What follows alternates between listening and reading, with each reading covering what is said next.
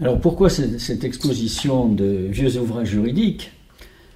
Ces ouvrages-là constituent, disons, le soubassement de la culture juridique d'aujourd'hui. On a voulu à la fois montrer des ouvrages de référence, des monuments de l'ancien droit, des ouvrages qui illustrent telle ou telle catégorie, des livres, mais aussi des cours pris par des étudiants, des projets et des textes codifiés. Donc il y a un ensemble assez éclectique pour illustrer donc plusieurs facettes de l'histoire du droit dans la période évoquée, donc dans ces quelques 3 siècles.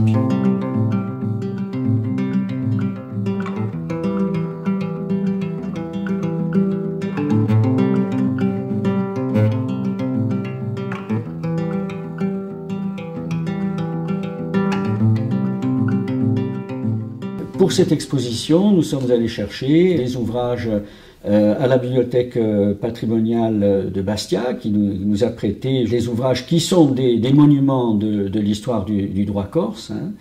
Et puis la bibliothèque départementale nous a prêté aussi un monument, le Code corse, 15 volumes avec sa collection pour faire suite au Code corse. Il a joué un rôle très important aux origines de la Corse française, pour reprendre l'expression de José Colombani.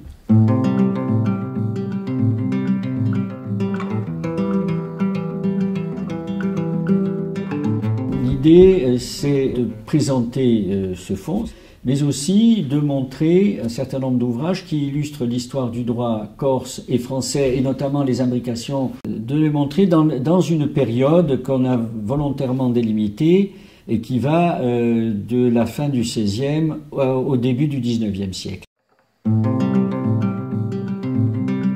L'histoire du droit, ce n'est pas une science pour érudits, ce n'est pas une science pour elle-même. Elle a aussi une utilité pratique pour les étudiants comme pour les enseignants. L'histoire du droit permet de mieux comprendre le droit d'aujourd'hui.